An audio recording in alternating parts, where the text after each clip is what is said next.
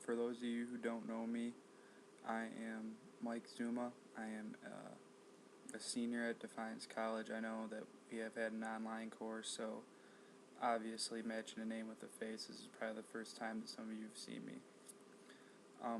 For the MG331 class, I decided to do my paper on leadership and then use the example of Lee Iacocca as leadership. After this little segment here of me talking, we'll go to my actual PowerPoint presentation. You should still be able to hear my voice. I think I have a lower quality microphone on my computer, so you might actually have to do max volume just to be able to hardly hear me. Sorry about that, but I don't think that my PowerPoint alone could really help totally understand what I'm trying to get across, so I've decided to have a little video and me talking to accompany it. This is my first slide, obviously just a title slide. Just leadership with Iacocca, and that's my name, Mike Szuma.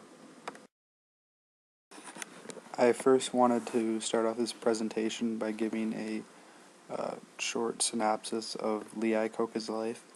Lee Iacocca was born and raised in Pennsylvania. He was actually the son of two immigrants, but they after they came here, they moved to Pennsylvania, and that's where Lee was born and raised. He attended Lehigh University, which is also located in Pennsylvania. While there, he majored in engineering.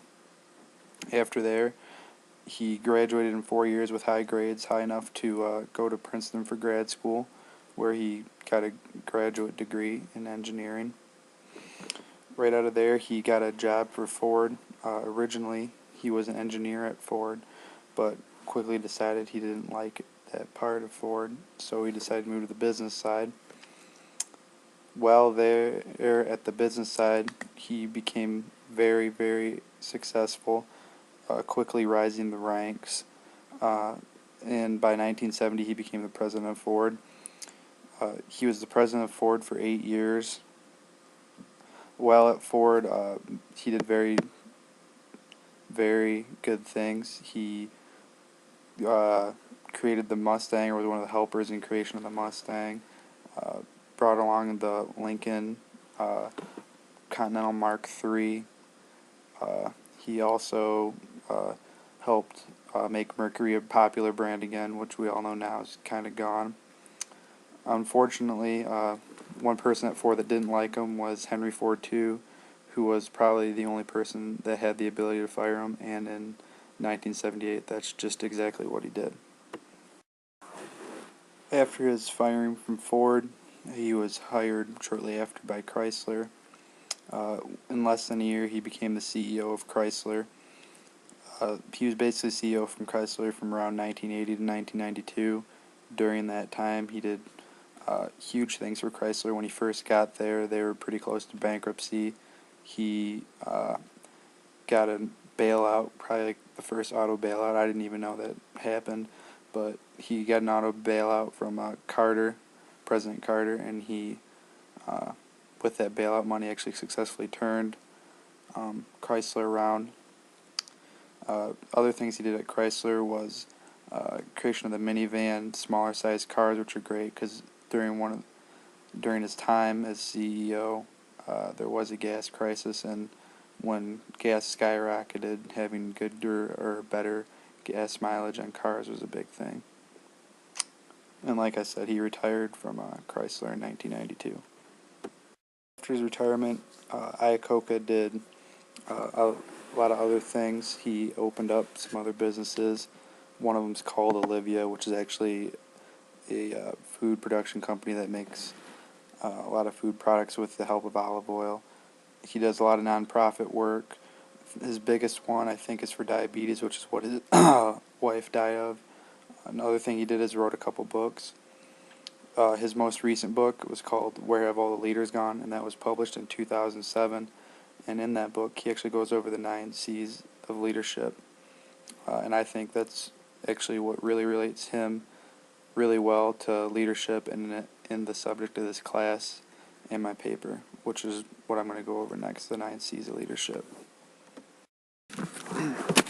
The first C is curiosity, and this C, he basically says that the leader has to be curious and has to always be willing to grow and to learn new ideas.